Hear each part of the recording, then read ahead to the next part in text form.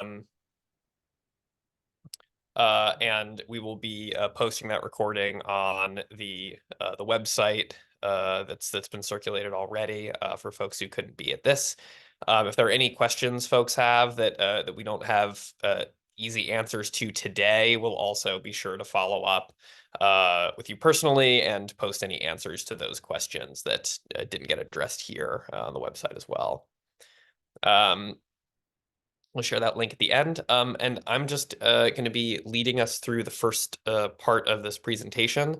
My name is Jackson Copel. I'm a regulatory coordinator for the Detroit Area Advocacy Organizations, which is the shorthand that Soulardarity and We Want Green 2 use in our interventions at the Michigan Public Service Commission. And Raf, go to the next slide, please. By way of quick agenda, we're going to give a little background on who we are as the groups that are kind of presenting this. We'll do a little background on the Integrated Resource Plan settlement that led to the creation of this program. We're going to overview the request for proposals and the sort of overall program vision. We're going to talk about the decision-making process that will be used to select a lead partner on this, and we will then make hopefully most of the time will be available for questions and answers. And go to the next slide. So let's start with who we are. And Raf can keep going to the next slide. So the folks presenting today are the Detroit Area Advocacy Organizations, known as DAAO, and the Clean Energy Organizations, as consist of Soulardarity and We Want Green 2 on the DAAO side, and the Environmental Law and Policy Center, Union of Concerned Scientists, Ecology Center, and Vote Solar on the Clean Energy Organizations, or CEO side. We are two intervention groups that engage in cases at the Public Service Commission. We work very closely together on issues of environmental justice, particularly impacts for frontline communities, and with a special focus on Highland Park and Detroit, where Soulardarity and We Want Green 2 are based. Go right to the next slide. And I'm going to kick it back to Shamika here, just to kind of ground a little bit in some of the values that kind of root us as groups, and just a little bit of these sort of overall community needs that have driven us to be in these cases, to be moving forward this program, and kind of the why of all this. So Shamika, I'll pass it to you. Yeah, thanks, Jackson. So I'm hoping everybody can hear me. I've been having some tech issues on my end. Just indicate in the chat if you can't. One of the things that makes this program very unique is that we're not just trying to provide the pragmatic response to energy burden, which was our driving force behind wanting to start legal intervention, as well as go for some of the wins that we achieved through the settlement process. But what's unique is also that we are very grounded in our values and principles. And so on the screen, you'll see four different sets, and there's a lot of overlap there. So I'm not going to go through them just one by one, but you do have the links. If someone can make sure that those links are available via chat, if folks want to pivot over to them. The HMS principles is Soulardarity's kind of basement for why we do and how we do our work. And it focuses on ensuring that there's inclusion, ensuring that there's a democratic process, and ensuring that those who are most impacted by a lot of decisions when it comes to the energy sector are included in our work. The Nguzo Saba is a set of seven principles, and they very broadly just speak to having unity and alignment in our work. Self-determination is the second principle, meaning folks are able to speak for themselves, advocate for themselves, and have a very front-facing leadership role in the work that's being done. There's also some other components of like cooperative economics and things like that. So I really urge those that are applying for this RFP to click on these links and to get very comfortable with understanding them, and then to be able to share back with us through the application how your work is already exemplifying these principles. We have the environmental justice principles, which I think a lot of folks are very familiar with, and then also the just transition that was created or kind of led by CJA Climate Justice Alliance that talks about there needing to be a more holistic shift in the ways that we're thinking about going towards clean energy. It's not just an economic shift. It's not just we got to do this because we want to save ourselves. It has to be very inclusive. It has to be done in ways that are very intentional for ensuring that everyone is being brought along, or at least as many people as we could possibly bring along with us. And that a lot of that comes through education, it comes through inclusion, and it comes through diversity of perspectives on how to approach some of the issues that we're seeing as we are experiencing 60-degree weekends in December. So again, I didn't want to dig super deep into them because again, there's just so much overlap, and I got so many feelings and thoughts about these principles and how valuable they are. But I just want to express the importance of including recognizing these principles in your applications. Awesome. Thanks, Shamika.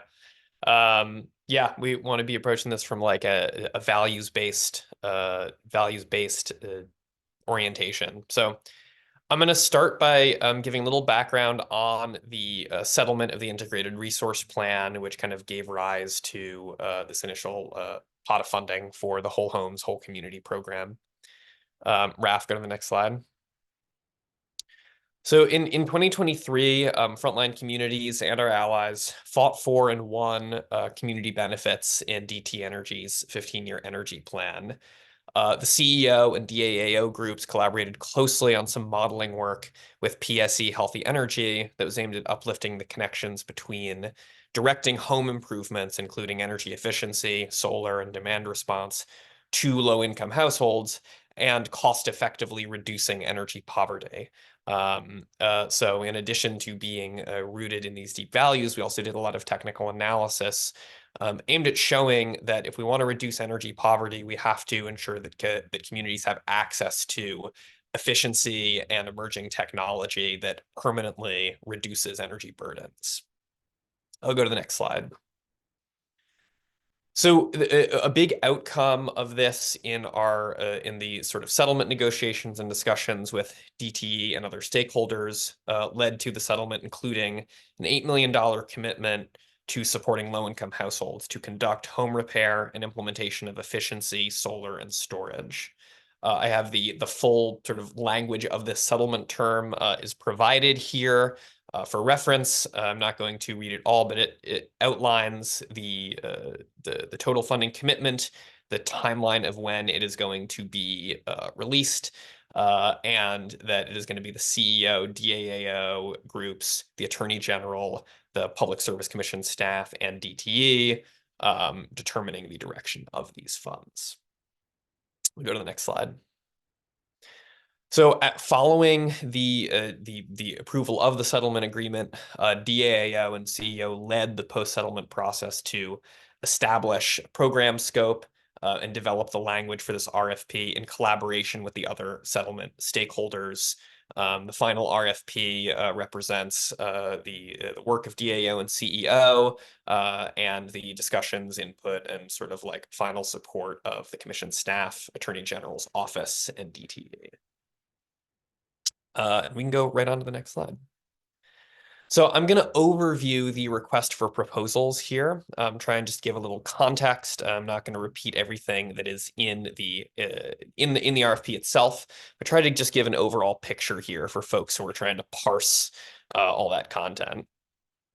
So in general, just want to kind of outline that proposals are going to be scored on 5 criteria. We're looking for kind of first and foremost values alignment. We're looking for the qualifications and experience of the applicant, the proposed approach and methodology for the program, history with stakeholder and community engagement, and innovation and added value that organizations bring that maybe don't fit neatly into one of these categories.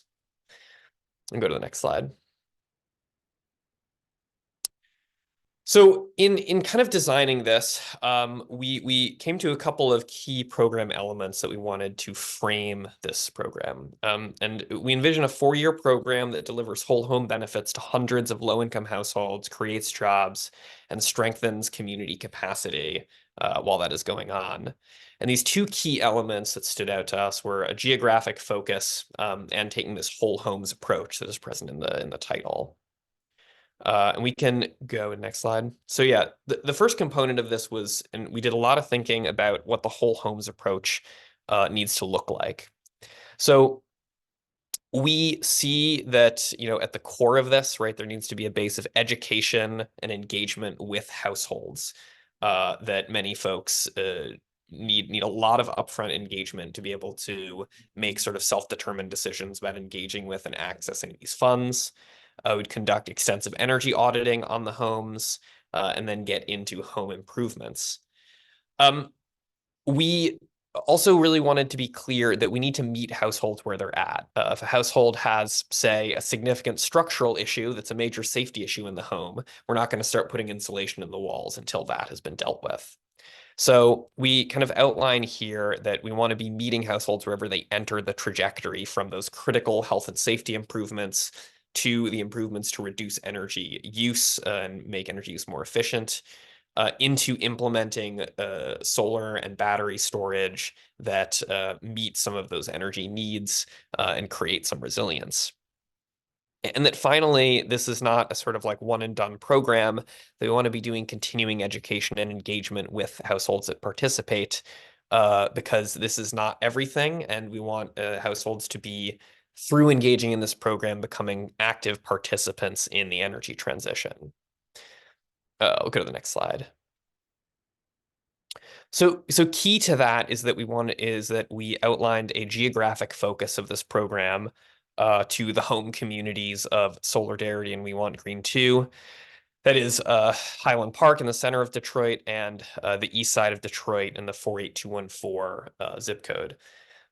There are any number of communities that are absolutely deserving of this kind of program. But with only an initial $8 million commitment, the ability to demonstrate impact at the community scale requires some focus. These are both communities with extremely high energy burdens, high cumulative impacts, high social vulnerability. And we wanted to focus in on these communities because for this program to be fully successful, we want it to be something that generates data, generates learnings, generates the ability to look towards more universal programs that will benefit the entire rate base, all of the customers of DT Energy, and hopefully beyond. So this geographic focus is about ensuring that this initial program is effective in moving towards more in the future. The last thing I'll highlight is that both Soulardarity and We Want Green 2 have conducted pre-existing research and have been working and organizing in these communities for a very long time. So there is some foundation of relationship and capacity that these programs can build upon. So, what we are seeking with this RFP is a qualified and experienced partner to oversee the management, disbursement, and evaluation of this $8 million of settlement funds. That scope of work includes fund management, dispersing the funds and contracting, research and writing grants, which I would like to highlight specifically that our goal is to actually leverage this $8 million with other sources of state, federal, philanthropic funding so that we can actually expand the impact and use these settlement dollars as a foundation and a floor rather than a ceiling. Partner also is going to be doing stakeholder engagement, audit and compliance for these dollars, documentation and record keeping, data collection from the program, so capturing the impact that we have at the household level, and community involvement. We want to be clear that the partner scope of work does not mean that the partner must in-house do all of these things, but is ultimately responsible for receiving the funds to achieve all these functions. We'll go to the next slide. And we provide in the exhibit of the RFP, but I'm just sort of covering here a little bit of the visual sense of kind of how this flows. So, this fiduciary partner will be accepting an initial $2 million distribution from DTE, and hopefully leveraging additional dollars from other funding sources. The CEO and DAO will continue to be involved in overseeing the program. And the fiduciary partner, as it's sort of spoken to here, is then responsible for utilizing those dollars in collaboration with Soulardarity as the Highland Park neighbor lead. We want Green 2 as the Eastside neighbor lead, and any other contractors or entities that become important for the implementation of the program to ultimately deliver the audits and home improvements to Highland Park and Eastside households, and then bringing that impact data back up to the stakeholders. CEO and DAO are going to continue to be involved in the program at that level, but this information is also flowing back to the Michigan Public Service Commission staff, DTE, and the Attorney General's office to inform all of our continued engagements at the Public Service Commission, and the continued efforts to ensure that households are being supported through the energy transition, specifically low-income and frontline community households that see the most barriers to implementing. I'll go to the next slide. We broke proposals out into 4 key components. So organizational background, the general programmatic approach that groups would take, a detailed planning phase proposal, and any supplemental materials organizations wish to submit. These could be letters of support from other organizations, prior work, anything that is sort of bolstering the sort of core of the proposal, and helping us to kind of understand your organization. And we'll go to the next slide because I want to talk in a little more detail about the planning phase proposal in particular. So when we were discussing this and developing the RFP, one of the things that was discussed is, we want this program to be deeply values rooted, deeply kind of working with community, and also needs to be really rigorous and technical in how it achieves its goals. And we felt that this was not going to be possible without a detailed planning phase. So I just want to highlight here that, a really rigorous response to this, how are we going to approach the 6 to 8 month planning phase is really critical for competitive proposals. And we've outlined 3 scopes here. One is community engagement, that is canvassing the entire target neighborhood, surveying, really doing deep engagement and building up the lists of households that we want to target for implementation. Second scope is going to be research and analysis. Analyzing the results of energy audits, looking at publicly available data and pre-existing research like the Let Communities Choose and Communities Leap research that's being lifted up in the chat. And developing a plan for effectively data gathering and analysis from the program. And the third key scope is detailed program design and funding. So this is going to be actually conducting a substantial number of energy audits, analyzing workforce needs and opportunities, developing the sort of detailed contractual and operational plan for the program, and critically, seeking and building out budgets for expanded and leveraged funding so that by the end of this planning period, we have a really robust and detailed sense of the kinds of improvements we need to make, a set of households where we want to make them, and those funding sources outlined for all the leveraging we want to do. So really just want to lift up for folks who are considering applying this sort of key component of the planning phase. I also want to welcome that expressions of interest and not full RFP responses are also welcomed here. So if you are looking at this and see, boy, we really want to be involved in this program, but taking on the full scope of that's outlined here feels a little beyond us. We welcome community-based organizations, businesses, government agencies who desire to offer resources or provide services to the program to share some organizational background, what you want to offer, and any relevant information for the stakeholder team to consider during the planning period. So we just want to welcome for folks that maybe feel that this is the full scope is a little beyond, but they would like to have something to offer to the program. We're welcoming those kind of responses as well. So I'm just going to outline quickly the decision-making process that we intend to use. So the projected timeline, and I will note we are open to feedback from respondents on these intended deadlines, but this is the timeline that we, would we are aiming to achieve in order to get to the first distribution of funding in February. That our due date for proposals is January 19th. The parties would do proposal scoring the 19th to the 26th. We would have a week for follow-up questions, anything that's seems important to follow up on with potential potential applicants, and aiming for a final decision by February 9th. The intention there is that that would leave most of that month for then finishing paperwork and agreements in order to make the first distribution of $2 million by the end of February. This is a projected timeline. This is the timeline we are sort of aspiring to.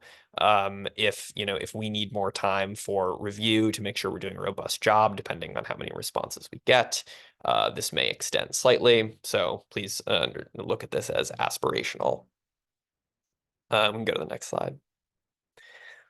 And just want to highlight again, per the settlement terms, proposals are going to be reviewed and scored by all 5 of the stakeholders, the clean energy organizations, the Detroit area advocacy organizations, the Public Service Commission staff, DTE, and the Attorney General's office. And we're aiming to come to a consensus decision about who will be the recipient of the settlement funds. And I believe now we are just open to questions and answers. And I see that some questions are coming in already. But I want to pause you for a second, Jackson. You went really fast because I just want to express like how much work that has gone into the intentionality of creating this program and the leadership and the creative ideas and visioning from the DAAO to help to craft this. And so I just wanted to pause you for a second so you can get a breath because you may be answering a lot of these questions. But also encouraging folks, like if there's anything that would help to give you the confidence to go ahead and approach this thing. It's a lot, but a lot is not necessarily due to the heavy lift. It's more so due to the very strategic intentionality, that's going behind this program. So Raphael has thrown in the chat some of the questions. Y'all ready on the panel side for me to start reading these out to you? Cool. So Yeah. one of the first questions was, what is the target market for this program? I think that was addressed on one of the slides where we talked about the zip codes that we wanted to target, but maybe Mama Gloria could talk a little bit more about like, what does that demographic look like? Who are the people that are in those zip codes? And then continuation to that question is it single family, small multifamily, large multifamily, owner occupied versus renter? Well, first, let me say I'm Gloria Lowe, founder of We Want Green 2. I want to thank you guys for coming out and being a part of this webinar because this is a historic moment for us. The first time here in Michigan that communities that are suffering finally have an opportunity to not only know about the problems that we're dealing with, but to have a place at the table to be able to help solve those problems. So I think what we're looking for in our communities on the housing side will involve both single homes as well as multi-family dwellings.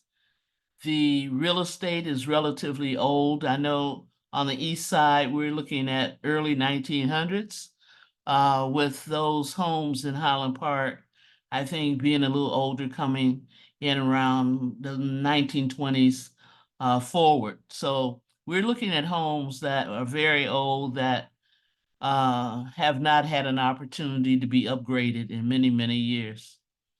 So yeah, so I think that, did I miss some part of that, Shamika?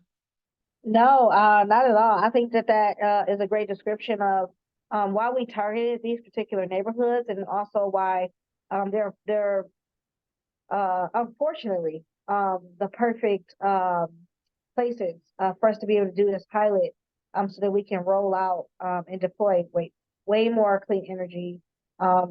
Actually address people. I think Jackson kind of touched on that. Meet people where they're at, as opposed to having like this really strict criteria that leaves a lot of people out. I also just want to say, like, these are areas that uh, they have their place in terms of gentrification, right? So one of the considerations that we also made was like improving housing stock sometimes ends up kind of weeding out BIPOC um, homeowners and renters. And so that we did a lot of intentional wording in the RFP to be able to address that. And so it would be great to just like get some repeat back in terms of applicants' responses. And I think one of the criteria was just like, what's your methodology on addressing those things? One of the other questions, and I'm opening the floor for folks to be able to jump in on a panelist side, and folks that are part of the CEO to be able to jump in as well on any question that's been asked if we need to go back. But we're also wanting to move us forward with respect for time. The other question is the deadline for expressions of interest the same as the RFP deadline? Yes, that's how it's outlined in the RFP. We would, given that we were going to be jumping into the planning phase pretty immediately and want to be getting to actually doing OHM upgrades by the end of the year, we're requesting that folks who have an interest in being a part of the program respond along that timeline as well. I also want to mention, just I think I'm sorry if it was addressed and I just didn't catch it, that we specifically did not state a specific requirement on this has to be for renters, this has to be for owners, this has to be for a specific kind of housing. We want to maximize the benefits to low-income households in these communities, and to a certain extent, we expect the planning phase will be part of that. But also knowing, kind of like from experience, we know there are different challenges with serving renters with a program like this. We also know that renters tend to bear the highest energy burdens and have the lowest incomes. So we want to be kind of looking at how we are going to get there.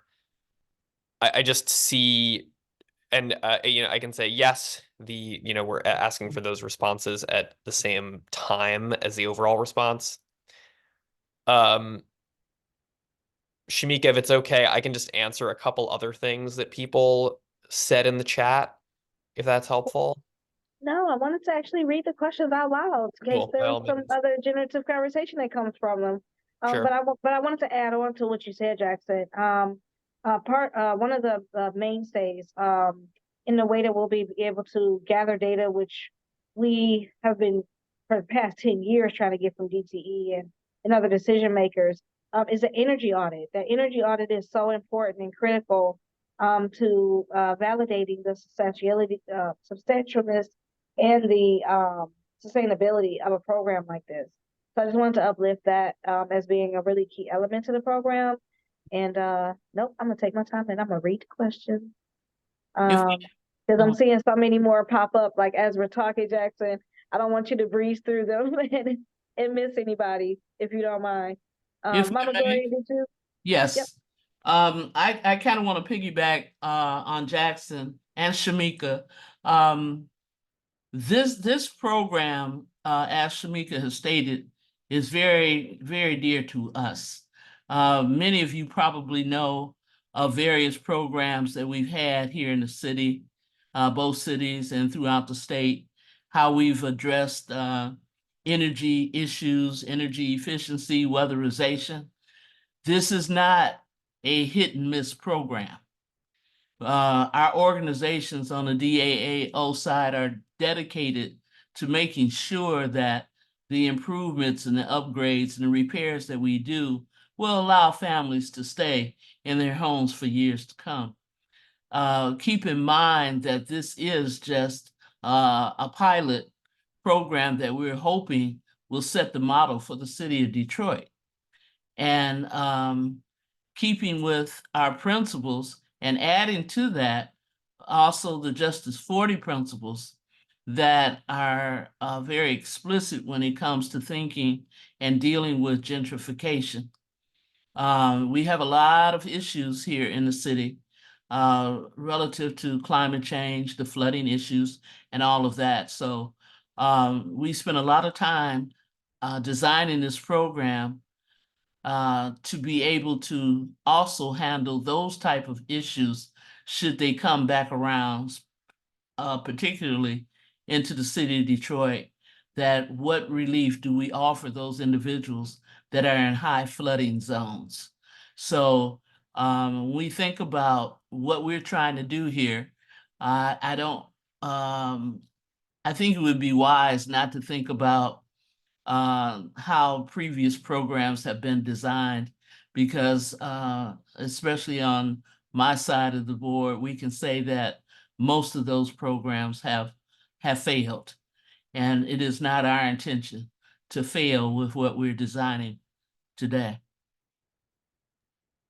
I would say I say to that, definitely. I'm going to move on to some of the other questions, but I just want to say, Mama Gloria, I really appreciate you adding that. This is not just a cookie cutter program, and we're trying to just replicate something that's already been done. We're trying to look for new data. We're trying to look for new creative opportunities. We're trying to look for new partnerships.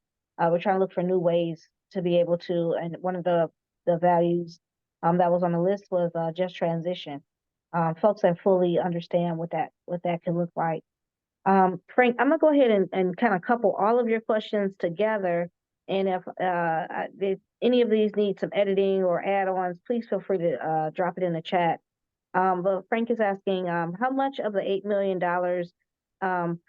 percentage can the fiscal sponsor use for administration and staffing needs? Can a portion of the initial funding, $8 million, be used to meet the household needs if they are at the basic health and safety level? For example, need a roof. My screen went out. For example, need a roof, better doors, windows, etc. How is this program defining low income? Yeah, I can cover those quickly. So, as far as the fiscal sponsor percentage, we did not set a specific percentage. We're largely concerned with how the money can be used to achieve sort of maximal impact. And we also recognize that some respondents may have in-house capacity that they'd like to use for different functions. Some respondents may be looking to subcontract that stuff. So we did not set a specific percentage, right? We're looking more at the outcome there. In terms of a portion of the initial funding to meet basic household needs, there is not a specific portion that is allocated in that way. And again, just pulling back to why the planning phase is really important.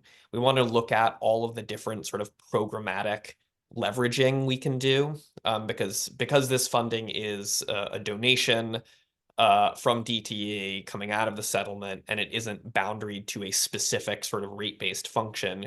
We want to be able to use these dollars flexibly with other sources of funding and programs. So the short answer to that question is yes, a portion of the initial funding could be used to meet basic household needs, and the precise portion would depend upon all the other programmatic and resources that we can leverage in. And the program, we did not set a specific goal for low income, but in general, the analysis that's been done in the integrated resource plan, right, has sort of looked at everything from like 0 up to 200% of federal poverty level. We know that the highest energy poverty rates are exist at the lowest income levels. And we also know the hardest barriers to implementation are at the lowest income levels. So there's not a hard line here, but we want to be looking at getting to the sort of lowest income residents as we can. I also want to uplift, Jackson, just to add on to what you said. Understanding that, most folks that are experiencing energy burden, it's like 45% of their income. And then we also understand at an organizational level that a large portion of our efforts needs to go to like building our people up internally to be able to do this work. I think that there's a balancing point though, where we're able to bring in applicants that already have some experience, already have like people that's just ready for this type of program, and ready to just go. But then also, those folks will need to be supported. So I would just encourage folks, when you're doing your proposals, to make those considerations, and make sure that it's balanced. Jamie asked the question. I'm having all kinds of brain issues over here. What is DTE's role beyond distributing settlement funding? Are they on the oversight board? Do they have any say / control of how funding is spent beyond the initial partner selection? I really appreciate this question because we fought hard. We fought really hard. And I'm not sure if Daniel, your hand is up to answer the question or if you're adding on to the last one that was asked, but I want to pivot it to you first. And then if there's anyone else who wants to jump in. Yeah, I'm going to take this one, or happy to take this one. And I'm trying to turn my camera on too, but it doesn't seem like I'm allowed to. But I can start going, and if you fix that, that's fine too. DTE is not going to be involved in the day-to-day decisions. I'm trying to go back and see the actual question so I can read it as we're talking. They have two concerns. They voiced two concerns. And if you go back to the settlement language, it's pretty narrow on their role once the money is dispersed. They want to make sure that there are financial controls in place so the money is not misspent. That is their primary goal once they write the check, is to make sure we are using the money for the stated purpose. Beyond that, they are interested in the reporting and want to be able to understand sort of the progress we make on the program. But I think that relationship is largely going to reside with the CEO and Dow reporting that back to DTE along with many other people. But at a basic level, like DTE is not going to be involved in what types of interventions we use, where we're going, why we're going there, etc. It's really like high level financial prudence. And Daniel, I'll just add on quickly that, we do hope to, because I see that Mauricio is raising the question of like the DTEEA program. While we expect this to be much more flexible than those programs, we do want to be coordinating with existing staff and program implementers of sort of existing rate-based DTE programs, because we don't want this to be duplicating efforts. We want to be kind of maximizing and aligning existing programs and making sure that these settlement dollars are additive. So, I'd say we hope to be in, continuous communication with, program staff at DTE and existing implementers. Yeah, and I would just wrap the response to this question up with saying we fight very hard to make sure that DTE is not a part of what it is that we're trying to do as much as possible, for the sole purpose that we fought for this. This wasn't a handout. This wasn't DTE deciding to do something good for the community. It took a lot of hours. It took a lot of time and capacity for us to be able to reach some of these achievements. And we would just want to do the best job as possible. And we also want to show and prove, what it is we've been saying for a number of years throughout the various reports that we shared previously. I want to jump down to the righteous fist. Yes, Mama Gloria, before we get past that, some of the points that were made there, folks was feeling that. Andrew asked the question, How was the 200 houses audited per year determined? And what are the total number of homes in Highland Park / East Side neighborhoods? To Andrew, I think I can give you some rough figures. Highland Park, last I checked, had less than 11,000 residents. And I'm not quite sure if that's renters or actually homeowners. We will tie in and confirm those numbers when we start the planning process. Detroit, the East Side community, here we're looking at roughly 21,000 homeowners, a part of which about 2% are renters now. It was much greater some time ago, but I guess we're losing folks since 2020. It was the initial language talked about roughly 500 homes that we would upgrade in this period of time. And we, One Green 2, felt that we needed to be much more realistic about those numbers based on the amount of capital that we were talking about. $8 million does not even put a dent in the homes that need to be upgraded. So we felt the need to reduce that number that they had talked about by more than half to make it much more realistic as to what we would be able to do with the funding that we have. And Thank you so much, Mama Gloria. Jackson, you want to add too? And I'm looking at two questions that are kind of similar, so I may couple them in a second. Jackson? Yeah, I'll just note we did run the census numbers on this, and there's roughly 14,000 households. That's not population, but there's roughly 14,000 households between City of Highland Park and the 48214 zip code, according to the most recent census information. The 200 audit number was I would say it was not like a very specific number, but it was what we felt was like an amount that would get us to having a pretty solid picture of what we could expect more widely. And to Mama Gloria's point, it would be a substantial number of, the households we think we'd be able to impact over the course of the first year or two of the program. I will also just highlight one of the kind of points of discussion here, and pulling back to this planning period and leveraging component, is that 2 million a year doesn't get us to too many households. So one of the things in terms of setting the intended number of households to impact is that we really want to be by the end of that planning period, identifying how much additional funding we can bring in and leverage on top of this to ensure that we can kind of maximize the number of households impacted. Yeah, and just like kind of a repeat back, I think that the intention of this program is like number of individuals impacted is not weighing so much as the level of impact that we're making.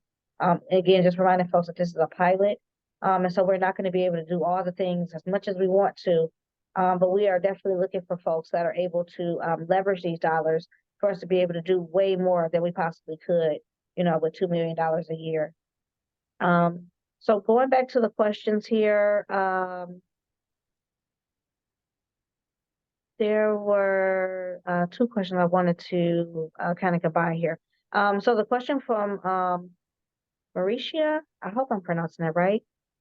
Dawson, what specific upgrades are you looking to accomplish in these homes? And then there was the other question of from Tim Bishop. What will we be prioritizing? Flooding, weatherization, solar installation? They think prioritizing homeowners over landlord-owned properties would be preferable. Can someone speak to that? Yeah, I can give a little picture of that. So in terms of the things we want to prioritize, we framed this around kind of the insights from the PSC Healthy Energy Modeling that the uh, the interventions that kind of have the most effect on reducing like energy burden is really the focus. So energy efficiency and solar and storage are really important there. And that effectively you can't even get there until you've done those really critical health and safety home repairs. So I'd say like those are kind of the three big categories, right? Is sort of like critical health and safety home repair, efficiency measures to ensure the home is using energy more efficiently, and adding solar and storage. I'll note that we haven't set out a priority around electrification in this program, because we have a policy problem right now, which is that um, uh, shifting, taking a low income household and just shifting them from gas to electric under current price conditions is likely to increase energy burden rather than reduce it. That is a significant policy problem because if we don't electrify low income households and they're left behind on that transition, they will ultimately face much higher costs as wealthier people electrify and leave them holding the bag for the gas system. So, really the focus is on those like critical repairs, energy efficiency, solar and storage, and then, just kind of noting here that that's not the end of the journey for these households, right? That ultimately we have to deal with the challenge of how do we electrify. And just noting this point about preferring focus on homeowners over renters. I'll just say I think we are generally in alignment that the challenge of how do you ensure that the people bearing the highest energy costs get these benefits in a way that isn't just effectively investing in landlord-owned properties? That's another really significant challenge. We'd love to see, and I think there are different programmatic approaches to this. Sometimes, we've seen low-income programs where an improvement is made to a renter-occupied home, and the landlord agrees to certain sort of like rent freezes or no evictions or things like that for some period of time. There are different sort of programmatic approaches there. And again, we didn't define it one way or the other, right? That like we'd only target homeowners or focus on renters because we wanted to see what folks could bring to the table in terms of approaches to, again, maximizing those benefits to the most impacted people and ensuring that those benefits actually accrue to those people instead of accruing to a landlord. So again, pulling back to the importance of planning phase and kind of analyzing where the impact's falling most heavily in these communities and what strategies can we use to best address those impacts, and ensure that if effectively the dollars we put in are actually benefiting those people. Thank you. Thank you for those responses. And I think that's, why we're all here, right? We're looking for a partnership. We're not coming to the table saying we have all the answers.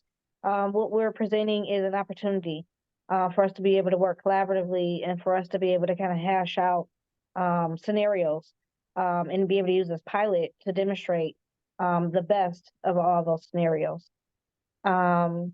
There's just looking at the time and knowing that we want to get out of here because we all have some other things that we probably need to do, especially so close to the winter break. Wanting to combine two other questions from Jamie. Will Soulardarity and We Want Green 2 be subcontractors of the fiduciary selected for this grant? Is there an amount for the settlement set aside for these organizations? And then the other question a little further down, what does Soulardarity and We Want Green 2 consider an energy efficiency?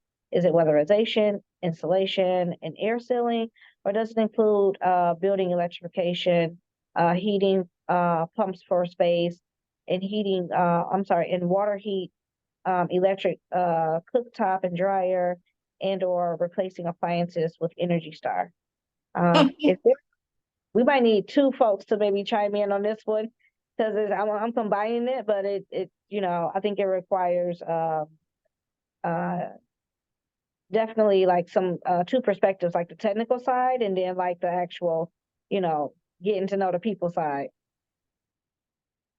Well, I'll take part of that, Jamie. I think that our perspective, in fact, I don't think our perspective is to ensure that we're able to achieve a reduction in the energy burden being suffered by these communities. In order to do that, we would have to do a pretty comprehensive analysis of the properties that we are going to be dealing with, the households. And during our planning phase, we will be looking at the cost aspect of doing and upgrading at 100%. I mean, this is something that We Want Green 2 has done previously anyway. We can't speak on what we need if we don't know. So being able to have that type of conversation during the planning phase will let us know what we will be able to afford to do. And this is why we're looking at organizations that not only can handle the fiduciary responsibilities, but to help us to leverage to grow the funding that we have. In terms of the and how we do energy efficiency has been defined by the state, the federal government, and we will be in alignment with their definition and the type of work that they have outlined needs to happen to be able to state that the house is energy efficient. On the We Want Green 2 side, of course, we'd like to go 100% and stretch that out to making sure that particularly in our communities, that they understand electrification. That's one of the barriers that we have. We're old school and used to gas, and it's not necessarily a easy transition to go from gas cooking in particular to cooking by electric. So I think, as Jackson alluded to, we will have an opportunity to do that. But that's part of the continual work that we'll have to do in communities while we're doing this work. We'll have to talk to the community folks, explain these changes and these transitions and why they're necessary. And then being able to have corporate folks. I mean, we're not enemies necessarily with DTE, and DTE and some other agencies have always provided energy efficient appliances. We hope that that kind of engagement on their behalf will continue on while we're doing what we do. I just want to jump in and say, Mama Gloria, facts, like just on the ground level, transitioning from gas to electric has totally changed which meals my children applaud me for or give me thumbs down on. So that's real. Would anyone like to speak to like allocation of funds, just in terms of DAO, CAO, CEO? You know, I could jump in and kind of answer that, but if there's anyone else that would like to speak to that before we move to our next, and it looks like we have our last two questions. I can take a quick crack. That I think, yeah, we envision that Soulardarity and We Want Green 2 would be like subcontracted, right, as for the components of the program that we're putting sort of like labor and capacity into. That might look a little different for Soulardarity and We Want Green 2. There is no specific allocation of the funding that we have projected there. And we'd be looking to work that out with the intended recipient and kind of like base that upon these sort of program scopes that Soulardarity and We Want Green 2 would be taking on, kind of in the on-the-ground implementation. Yeah, and Gloria and Shamika, if there's anything you want to add specifically from the Soulardarity and We Want Green 2 sides about kind of the scopes, welcome that. Yeah, absolutely. And Mama Gloria, please feel free to jump in if I'm misspeaking or not wanting to represent your organization with my response to this. But Soulardarity has not included this funding in our budgeting. We just want to see impact. We worked really, really hard, put a lot of staff hours and sidebar conversations and all kinds of stuff into getting us to this point. And I think that I think it was kind of mentioned in one of the previous answers to a question. We want to see impact more so than we want to see these like really hard numbers and these really specific numbers like going towards continuing our capacity. We do that work already. We've That's right. been doing a lot of this work without compensation. And so we're still here for that. I think that what we're looking for is folks that are willing to put some skin in the game That's with right. them more That's so than, you know, any type of additional benefits. There are two more questions. I want to and- rubber stamp that statement, Shamika. I think the question came from Ben Duecki. We're not looking at administrative fees and cost and gains. This is our work. This is our community. And we understand what we need to do. So this our intent with the fight and what we do was not for our organizations to gain funding. It was for our community to be able to survive and Absolutely. thrive. So thank you. Absolutely. Absolutely. And again, I'm glad we had this information session so we can all get to know one another. Y'all can get to know us and, you know, what the intentions behind the brains, you know, that was able to generate this opportunity. And when we look at this as an opportunity, we look at it more so for the benefit of the community above all else. Ben, if you want to add to your question, it was kind of touched on, but I wasn't really clear by some of the terms that you used. So the question is the budget for the administration of this effort coming out of the $2 million per year, or is it separate? Has that question been answered for you in that last response? I'm thinking that it has, but I just want to make sure. There's something I want to add to the answer to that question specifically, if it's helpful, because I think that Ben might have also been asking in the context of like, as the applicant, right? So Right. yes, any of your in like the internal costs you see as being necessary in order to like meet the needs of being like partner and meeting all these scopes of work responsibilities, like yes, those should be internalized into the budget. Right, this should be internalized into the budget that you sort of like present back. And furthermore, to raise a point of what Shamika and Mama Gloria have raised is that, right, like as community organizations, we're also bringing our own capacity to the table. So if organizations are also bringing some, right, like other capacity and other funding, right, to bring to this, that is a benefit. But you should be considering, you know, internalizing the costs of running this into your proposal.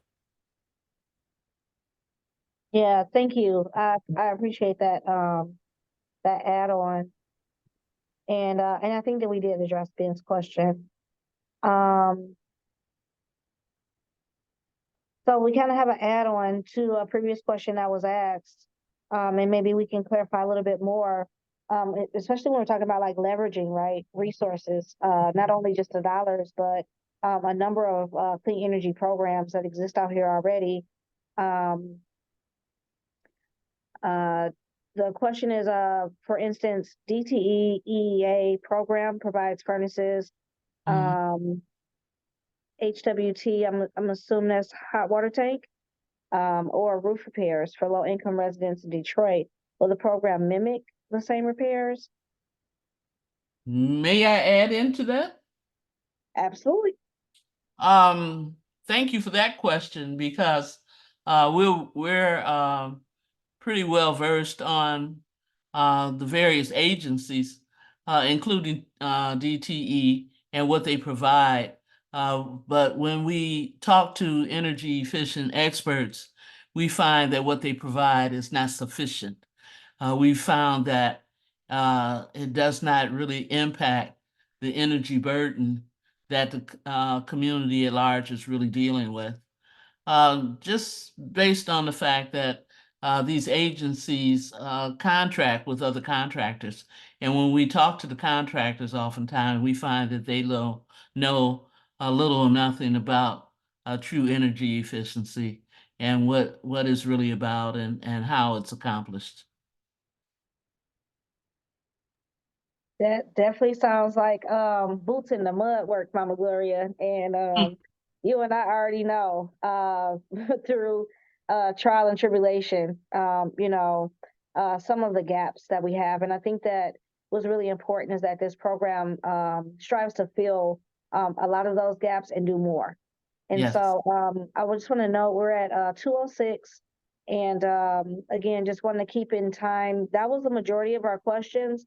If there's any additional questions, if folks are comfortable coming off mute to ask them directly, and/or you still have the option of putting them in chat to go Should ahead we and do so. And then, yep, go ahead. Sorry, I just want to make a quick note, knowing that some folks may need to drop. Can we just go to the next slide so I can just share contact information quickly? And then if anyone wants to stick on and keep talking, I'm happy to stay. But for folks that want to leave, I just wanted to make sure we covered this quickly. Absolutely, because I totally forgot that there was the contact information slide, and I'm so glad you reminded me of it. Go ahead. Cool. And I'll just let everyone know, because it came up a couple times. I dropped this in chat. This is also available in the FAQ section of the HP Detroit Whole Homes.org website, where we'll be posting updates and information as it comes up. We have separate contacts for if there are Highland Park residents and community organizations that want to start reaching out about the program. We have separate contacts for Highland Park, for Eastside Detroit. We have a general email for the Whole Homes RFP process. And that if you have any general inquiries that don't fit neatly into one of these, I can be a continuing point of contact. And just want to make sure that these are available. And just to reiterate, because it came out in budget a couple times, that we want a really detailed and specific budget for the planning phase, and that you'll notice in the RFP that one of the kind of deliverables of the planning phase is that we want to see those we want to see a deliverable of the planning phase after we've done all the funding leveraging, after we've done the deep community engagement, after we've done sort of the research and analysis, is a really detailed budget for here's how much it's going to cost us to deliver these benefits to these households. And yeah, I just want to second what Tim has raised, is that this average of spending around $30,000 per household on providing repair services. Yes, we have been thinking in kind of similar scope. But again, we didn't want to just present a very specific budget in this RFP, because we want to see a deep planning phase that really analyzes the specifics in the neighborhoods. And I know that there is yes, thank you so much, Leslie. I'm glad we were able to provide that for you. Tim, I'm hoping that we're touching on a lot of the points that you're raising. I really appreciate everyone who's put questions in the chat. Not only does it allow you to be able to have again, just much more confidence in just putting what you're already doing out there, and allowing us to be able to provide an opportunity for you to really display it in a way that I think is going to make some waves in the usual ways that these programs have normally been rolled out. And then just also wanting to say that I think that much of what you all are already doing in terms of folks that are on the participant side of the Zoom is very much worth uplifting. And I think that this is a great opportunity for you to join a team of some real rebels, in trying to create a just transition and change, for our communities. And I know that we won't be able to do all the things, and I know we won't be able to save all the people. But I think that this is a great headway and a great moment to be on the right side of history and setting that precedent. So I just encourage you all to continue to ask us questions, continue to engage us. We learned a lot, at least I can speak for myself, learned a lot just through the questions that you all were asking. And again, we're human, we're not perfect. And so if there's any gaps or ways that we can improve, please feel free to share that as well.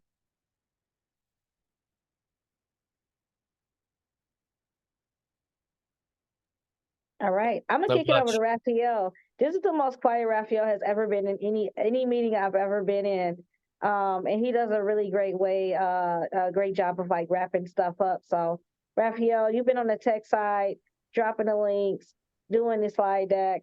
Is there anything that you want to leave us with before we depart? Just that I'm immensely privileged to work with the people that I do in this. You know, with Mama Gloria and Jackson and the rest of the Soul team, as well as our CEO partners. This was a very difficult process to get through in order to achieve what we've achieved through negotiations with the MPSC and DTE and the AG's office. But this is done because we truly do see the needs of the community needs to be voiced to the people who make decisions and create policies, and ultimately, hopefully, we'll be putting those decisions in the hands of the people who are impacted the most by those policies. So thank you so much to everybody for being here with your questions and with your interest. This is going to be a joyful but challenging process to be going through together. So I'm looking forward to working with everybody here. Thank you. Cool. All right, y'all. You don't got to go home, but you got to leave up out of here. We need to do some debriefing and just synthesizing of some of the things that we learned through this information session, as well as just over the past couple of days as we tried to get this as public as possible. If you are not able to or feeling like this is a correct opportunity for you, please support us by sharing this out, to folks where, they may be able to chime in, jump in, apply. And let's all continue to do the great works for all the right reasons. Thanks, everyone. All right.